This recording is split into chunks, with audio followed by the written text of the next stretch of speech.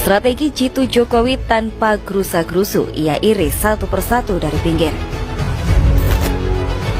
Siapa yang tidak terkejut dengan berita siapa sosok yang ditunjuk Presiden Jokowi untuk menjadi pejabat Gubernur Jakarta mulai tanggal 17 Oktober 2022 hingga waktunya Pilkada serentak bulan Februari 2024. Bagaimana tidak ketawa, sosok yang dipilih Jokowi dikenal sebagai sosok yang memiliki prinsip lurus, tak bisa diajak main mata.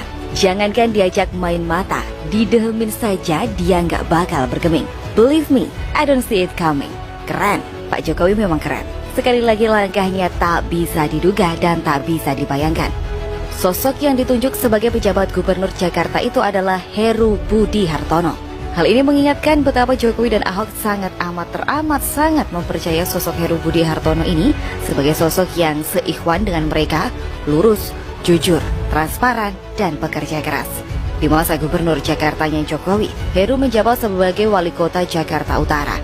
Dan di masa Basuki Cahayapurnama, Heru ditunjuk menjadi Kepala Badan Pengelola Keuangan Aset Daerah atau BPKAD. Dan tahun 2017, saat Anies Baswedan mulai masuk balik kota, Heru dicomot oleh Presiden Jokowi untuk bergabung dengannya di Istana Negara dan diberi jabatan sebagai Kepala Sekretariat Presiden atau KSP. Terpilihnya Heru Budi Hartono menjadi pejabat Gubernur DKI Jakarta tentu saja telah melalui sidang tim penilai akhir atau TPA yang dipimpin langsung oleh Presiden Jokowi dan dihadiri oleh Menteri Sekretaris Negara Pratikno, perwakilan lembaga lainnya seperti Badan Intelijen Negara, Perwakilan Pusat Pelaporan dan Analisis Transaksi Keuangan atau PPATK, Direktorat Jenderal atau Ditjen Pajak, dan Badan Akuntabilitas Keuangan Negara atau BAKN. Ini benar-benar berita yang sangat menggembirakan warga Jakarta, karena semasa Gubernur Ahok, Heru dipercaya untuk mengurusi normalisasi waduk fluid.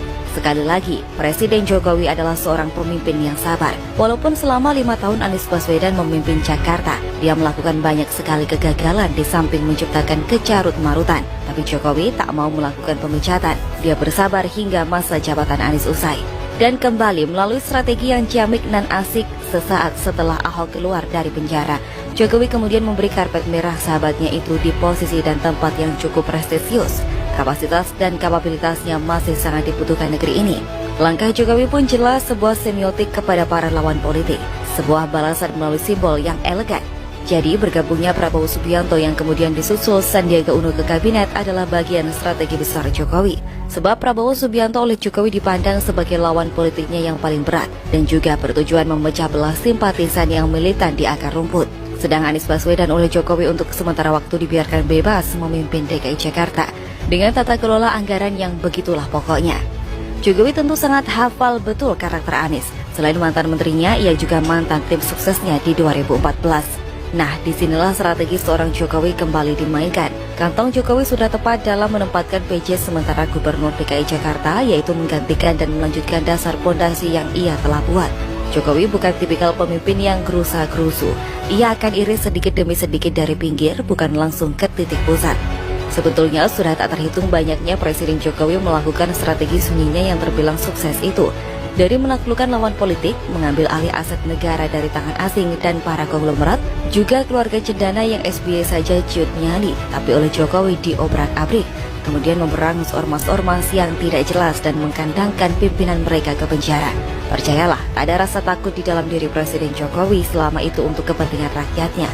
Menempatkan Heru Budi Hartono menjadi pejabat Gubernur DKI Jakarta adalah satu rencana lama dan hanya tinggal menunggu untuk dieksekusi.